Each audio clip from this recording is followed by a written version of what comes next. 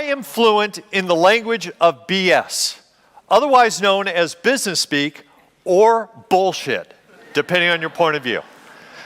What is BS or business speak? Business speak is the language we use on the job and only on the job to describe and define things. For instance, at home I might say to my son, "It's time to go, are you ready?" While at work, I'm more likely to say to a colleague, "Is it scalable? You can give me a baseline ETA on departure? We need to leave ASAP," right? I was first introduced to the language of BS through my wife. She's a chief marketing officer for a global consulting firm, and one day a few years back at home, she was doing a conference call on speaker, and she started to use the language of BS. I had never heard this woman speak this language before. I was concerned she was a spy. She used terms like boil the ocean, tiger team, SWOT analysis. Afterwards, she translated those terms to me in phrases that a human being can actually understand. And I did what every good partner does in a solid marriage. I made fun of that word relentlessly. I may not make as much money as my wife's colleagues. I certainly don't have the degrees they do, but I know a messed up thing when I hear it. And I devoted years of my life to compiling, researching, and then writing a BS dictionary. Yes, thank you. Thank you.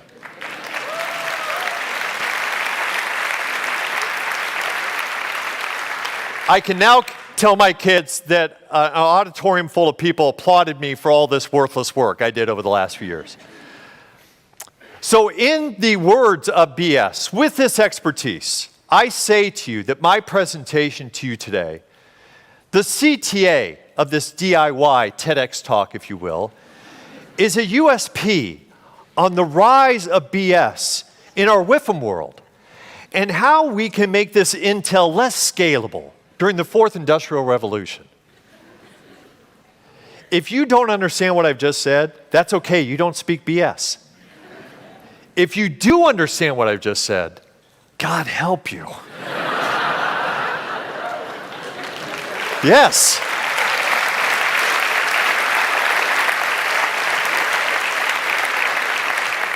So let me give it another shot. I'll translate that in more common words. The call to action of my presentation to you is to make the point that business speak is on the rise in our globalized economy. But there are simple things we can all do in our day-to-day jobs with that language to take the bullshit out of BS. So what I present to you is 3 ways of how to take the BS out of business speak. First, you've been sitting for a while, so let me poll the room. I'm going to get your feet working here. I want you to stomp your feet, honestly, stomp your feet if you know what the BS term EBITDA means. Nice. Okay. Maybe got some CEOs, some accountants in the room. Never know. Okay, now stomp your feet if you know what earnings before interest, tax, depreciation, and amortization means. A little bit more. To be honest, I'm sure some of you with amortization were like, I don't know if I should stomp. Right? Okay, now stomp your feet if you know what income is before applying accounting and tax write-offs to it. It's a close call, but I'm going to make a judgment call here. The loudest stomping in this theater got to the last definition of the same thing. EBITDA is basically income before you apply accounting and tax write-offs to it.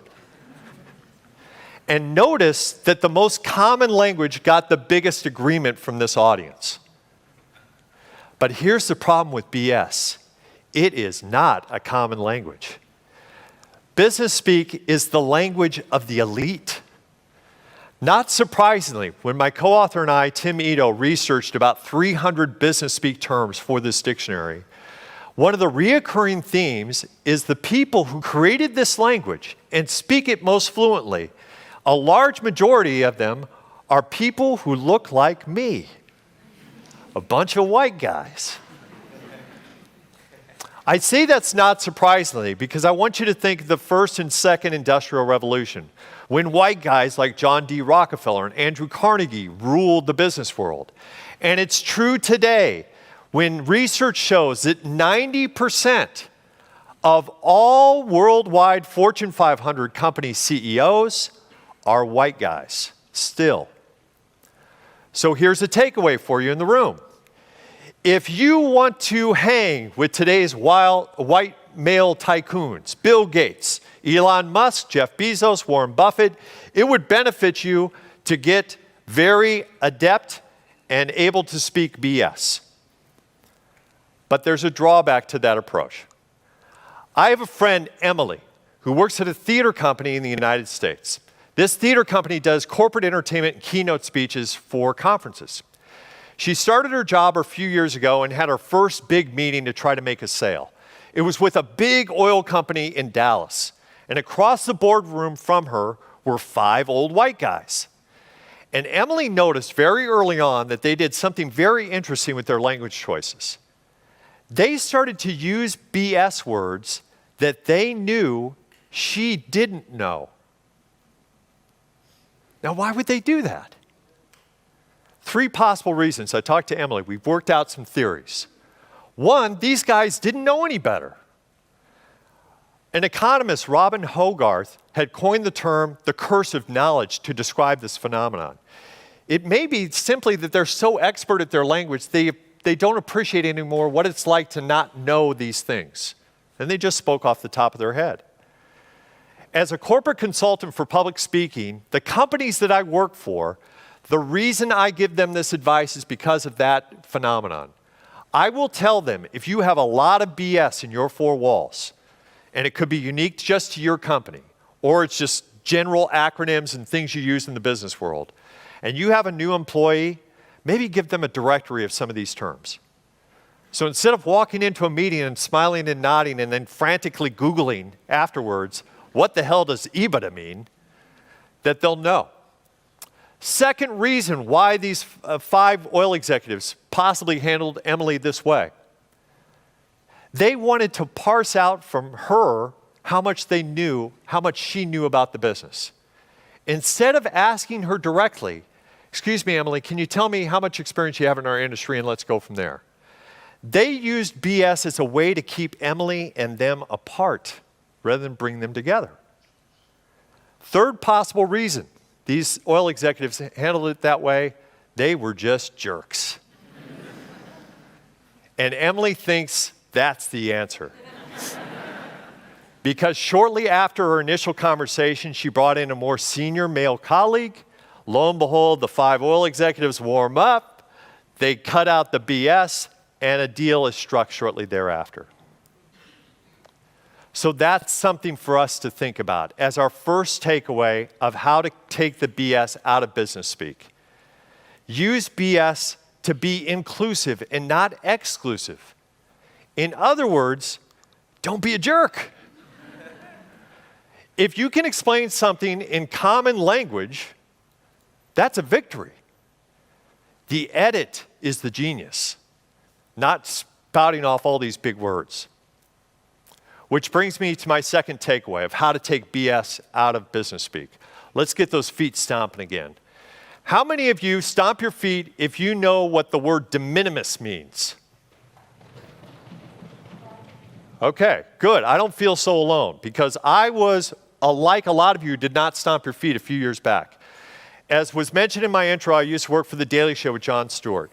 For those of you who don't know, it is a comedy show that's nationally broadcast in America that satirized the news of the day. And I was interviewing an accountant about a tax issue that he used the word de minimis to describe. And I interrupted him right there and I said, what? What the F does that mean? And he said it means small, immaterial. It's insignificant. To which I said, well, why didn't you just say that? And he said in a moment of honesty, he said, just thought it sounded good. And the reality is, it's kind of a cool word, de minimis. And I'm guilty of doing it too, especially in a business meeting where I'm unsure of my status in that room. I may use EBITDA, right? Just to show, hey, I can hang. But here's the thing about communication. You know what's really cool about good communication, especially in the business world, is when you can express fresh ideas without using stale business cliches and big words that people in the room don't really understand. So that's my second way to take the BS out of business language for you. To drive this home even further, a lady that I worked with in my corporate work works for a big American company, one of the biggest companies in America, if not the world. She works for bosses that use a ton of business cliches, so much so, to keep herself sane, she told me she had created homemade BS bingo cards. Replaced the numbers in the bingo cards with the phrases that they used over and over again. So when they turned up the BS in a conference call, she tuned out and tried to play bingo. B, think outside the box. I, change agent. N, paradigm shift, right? So these are things for us to think about. That if we're using BS, a lot of it, in our business speak, it may be like Shakespeare said, sound and fury signifying nothing. Which brings me to my final takeaway of how to take BS out of business speak. Let's stick with Shakespeare. Shakespeare has given us some great BS speak and stuff that allows itself to exist outside of business speak in the English language. Wild goose chase. Think about that. That's kind of a weird reference. That's from Shakespeare. Break the ice. In a pickle. All from Shakespeare. The good news is when we hear references like this from Shakespeare, a lot of us in the world at least have a little bit of an experience with Shakespeare. And we have context clues we can figure it out. But I want you to think of other cultural touch points that aren't as common as Shakespeare. I'm going to put up some phrases that are commonly used in America. And if you know its common origin, just yell it out. If you're wrong, it's okay. We'll edit it out of the video. Swing for the fences, out of left field, rain check, off base, pinch hitter, right off the bat. Anybody know? Baseball. There you go. I'm going to put up another list of phrases. Again, you tell me what the common origin is. Blind leading the blind, by the skin of your teeth, fly in the ointment, writing is on the wall. The Bible. I suppose you have a Bible, you're reading scripture between speakers? Like a good Christian? Okay. Yeah, you're right. No rest for the wicked also comes from the Bible. Here's my point. Think of the global economy now. And the majority of people on this earth don't have daily experience with American baseball, and they don't read the Bible. But you're sitting in a business meeting saying we have no time, no rest for the wicked. The writing is on the wall. Do they know what you're talking about? Clap your hands if you've ever heard the American phrase, drinking the Kool Aid. Great. Anybody who clapped their hands, what does it mean?